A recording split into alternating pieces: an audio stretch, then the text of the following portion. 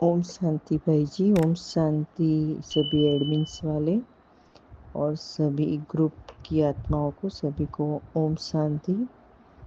इस बार मधुवन आना हुआ शांतिवन में, और ये हमारे लिए एक नया अनुभव था कि शांतिवन में हम सेवा के लिए आ रहे थे। सेवाधारियों की बहुत आवश्यकता थी, तो हमारे पास जो हम नज़दीक वाले हैं तो रिजर्वेशन आदि की आवश्यकता नहीं होती, तो सिर्फ 4-5 दिन के लिए आने का मौका मिला, तो हम वहाँ पर पहुँचे थे। इतने सालों में मेरे लिए बहुत बहुत बहुत बड़ा अनुभव था कि मैं शांतिवन में सेवा के लिए आ रही थी। वैसे आज तक मैं कभी शांतिवन में सेवा के लिए नहीं आई, और जब से भी पहले जाते थे तो जैसे कि बाबा मिलन में आए, भट्ठी में आए और नज़दीक थे तो कोई छोटे बड़े प्रोग्राम में आए, दीदी के साथ सुबह में आए, शाम को वापस आए, तो क्या होता था कि जैसे डायमंड में रहे और छोटे वीआईपी में भोजन किया, वापस आ गया। कोई कोई बार संगठन के जब सभी ग्रुप की माताएं होती थी उनको लेके आते थे, तो उनके साथ बड़े भंडारे में भोजन के लिए जाते थे। तो मेरे तो कोई एक संकल्प चलता था कि यार इतने बड़े बड़े पतीले और इसमें से इतने बड़े बड़े चमचों से इतने सब लोगों को खाना परोसना आदि, इतनी बूढ़ी बूढ़ी माताएं कर रही है, तो क्या ये शोल्डर पेन है, बैक पेन है या लेग में पेन तो होगा ना। धन्य है माताओं कर रही है, बाकी आई कांट, मैं नहीं कर सकती इतनी बड़ी सेवा। ऐसा संकल्प कोई कोई बार मेरे को आते थे। तो बाबा तो वैसे ही मेरे पीछे ही लगा हुआ है, वो उनको पता होता है कि मैं क्या सोचती हूँ, तो जो मैं सोचती हूँ वो ही बात मेरे लिए चैलेंज के रूप में लेके आता है। आज तक डे वन से ऐसा हुआ है, तो इस बार भी ऐसा हुआ कि मैं सेवा में वहाँ आई तो वहाँ की हमें मुझे वो ही सेवा मिली, बड़े भंडारे में परोसने की। तो वैसे जो ये एक संकल्प था कि बाबा जो देगा, जैसे देगा, जो खिलाएगा पिलाएगा, जहाँ रखेंगे वो ही करेंगे। लेकिन फिर भी एक बार संकल्प आ गया, यार इतनी सेवा तो मैं कैसे करूँगी, कितने, इट्स अ वेरी टफ। फिर भी सोचा कि नहीं नहीं, एक बार संकल्प किया है तो कोई किसी को कुछ बोलना नहीं है, मैं करूँगी।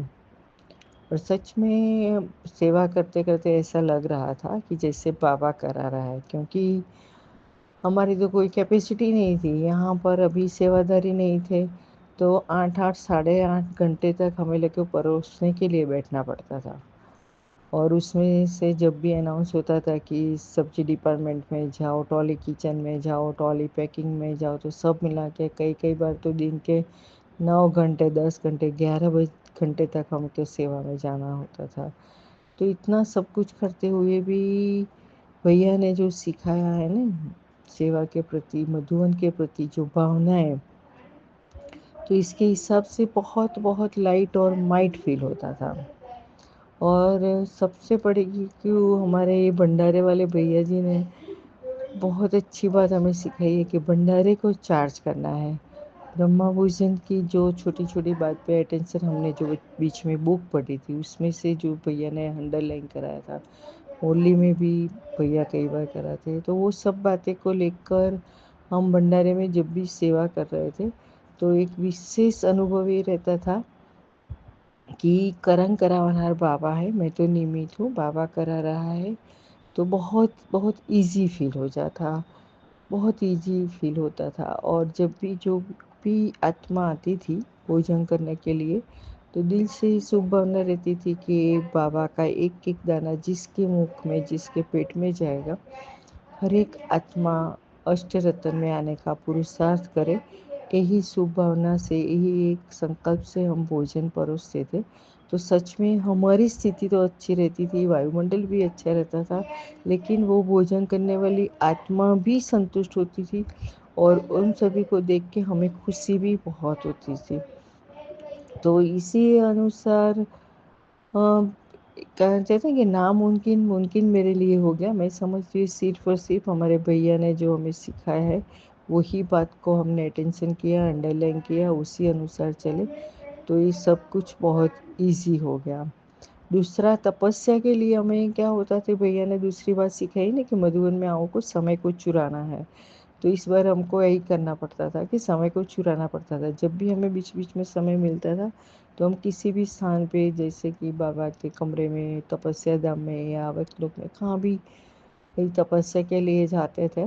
तो इस बार एक बड़ा बेनिफिट होता था कि भाइयों की पट्टी थी तो बहनों की साइड खाली होती थी, तो हम सीट भी मिल जाती थी। लेकिन जो चोर होता है ना, चोरी करके जो सामान लेता लाता है, तो उसको छुपा के रखता है कि किसी की नज़र उस पर ना पड़े। इसी रीति से हम समय को चुरा के जाते थे, तो एक अटेंशन रहता था हमारा। तो अटेंशन के हिसाब से एकाग्रता बढ़ती है, एकाग्रता के कारण अनुभव भी बहुत अच्छा होता था, क्योंकि मन में पता होता था कि मेरे पास सिर्फ 1 घंटा है, 1.5 घंटा है, आधा घंटा है, फिर मुझे इस सेवा में जाना है, यहाँ जाना है।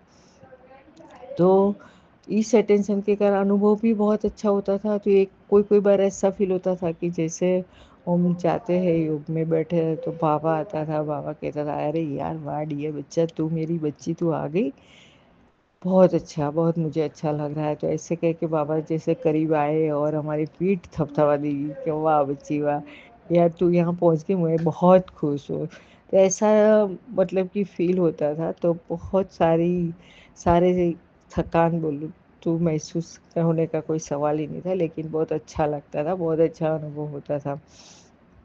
इस रीति से इस बार का अनुभव बहुत अच्छा रहा। और विशेष भंडारे में, हाँ, जन्माष्टमी के दिन एक बहुत अच्छा अनुभव ये रहा कि जन्माष्टमी के दिन छोटे बड़े सब भाई थे, वहाँ बहुत कोऑपरेटिव थे, बहुत अच्छी हमारा ख्याल करते थे। छोटे छोटे कुमार भी थे, बड़े भाई थे, सभी सेवादारी को अच्छी तरह से संभालते। हमने पहली बार इतनी करीब से देखा। तो वो लोगों ने क्या किया था, चाहे सभी गेट के एंट्री के आगे रेलिंग रख दिया था, और हम सभी को बता दिया था जब तक भोग न लगे, डायमंड हॉल में भोग पूरा ना हो, तब तक हमें वो नाश्ता परोसना नहीं है। तो बाहर तो हम सभी जानते हैं ना, 8 बजे तो ब्राह्मणों पे भी क्राउड हो जाता है, तो बहुत बार क्राउड हो गया था। और हम लोग सेवादारी सब अभी अपनी सीट पे बैठे हुए थे, और वहाँ डायमंड हॉल में भोग लगा 8 बजे के बाद। तो जब भोग लगा तो ड्रामानुसार सभी का एक ही संकल्प होगा, और मेरा ये विशेष संकल्प था कि बाबा आप डायमंड हॉल में जाएंगे, इसके पहले बाबा यहाँ भोग स्वीकार करने के लिए आपको आना पड़ेगा। देखो आपके कितने अथक सेवाधारी बच्चे बैठे हैं, तो आप यहाँ आना, सबको प्यार भरी दृष्टि देके सबको भरपूर करना, यहाँ भोग स्वीकार करना, फिर आप डायमंड हॉल में जाना। ये मेरा संकल्प था, और मैं समझती हूँ सभी का होगा एक ही संकल्प। इसीलिए आप बिलीव नहीं करेंगे, इतना इतना मतलब कि पावरफुल शक्तिशाली वायुमंडल बना था, इतना शक्तिशाली वायुमंडल बना था। आई फील बाप दादा आए, आके सबको प्यार भरी दृष्टि दी, सबको भरपूर किया।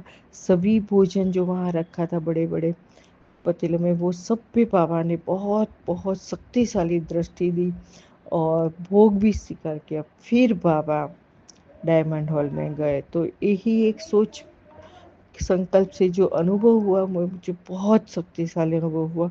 और ऐसा वो उसमें से 1-2 सेकंड तो ऐसी फील हुई कि जैसे अव्यक्त बाबा आते थे और भोग लगाते, बाबा को भोग स्वीकार करते, वही फील हो रहा था कि जैसे बाबा आए और हमने भोग स्वीकार करा, बाबा ने डायरेक्ट अपने हाथों से भोग स्वीकार किया।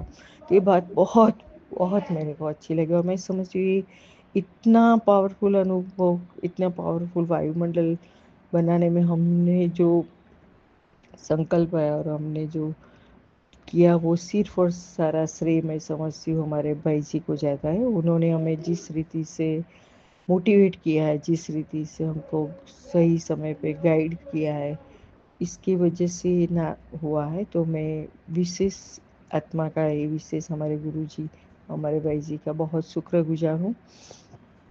बाकी एवरीथिंग ऑलरेडी सब कुछ बेस्ट से बेस्ट रहा, और सबके दुआओं से, सबके साथ सहयोग से हम सही समय पे वापस भी आ गए। और दूसरा एक वहाँ पर इस बार अच्छा ही हुआ कि नेगेटिव की तो वहाँ मधु में बात ही नहीं होती, लेकिन इस बार व्यर्थ भी नहीं चला, क्योंकि टाइम ही नहीं था, वक्त भी नहीं था। मन बुद्धि फ्री हो तभी व्यर्थ चले। और इस बार मोबाइल जैसे को हाथ में लेने का संकल्प ही नहीं आता था, हमने कई लोगों को तो बताया नहीं था, परिवार में, उस रिश्तेदारों में। फिर तो बहुत वैकेशन के हिसाब से, यह वैकेशन होता है जन्माष्टमी के 4 दिन का, तो किसी को बताया नहीं था कि हम जा रहे हैं। तो बहुत लोगों का फ़ोन आया था, लेकिन एक संकल्प था कि नहीं, भैया ने जैसे बोला ना कि अगर इमरजेंसी कॉल हो तभी फ़ोन करने का, बाकी मधुबन में फ़ोन को यूज़ नहीं करने का। तो वही बात हमने फॉलो की। तो एक बहुत अच्छा अनुभव रहा कि एक तो व्यर्थ से मुक्त रहे, दूसरा हम मोबाइल से डिटेच होने का एक बहुत अच्छा अनुभव रहा। तीसरी रीति से सब कुछ बेस्ट रहा, सब कुछ अच्छा रहा, बहुत अच्छा रहा। एक थोड़ी सी कमी रह गई, या कि अपने गुरुजी को मिलने का एक संकल्प था, वो पूरा नहीं हुआ। एक बहुत बड़ा अफसोस हुआ, बट इट्स ओके, ड्रामा। बाकी आप सभी का बहुत बहुत शुक्रिया, भाई जी का विशेष शुक्रिया, हमारे संगठन वाली सभी आत्माओं का, सभी एडमिन्स का, सभी का बहुत बहुत शुक्रिया। थैंक यू बाबा, थैंक यू ऑल। ओम शांति।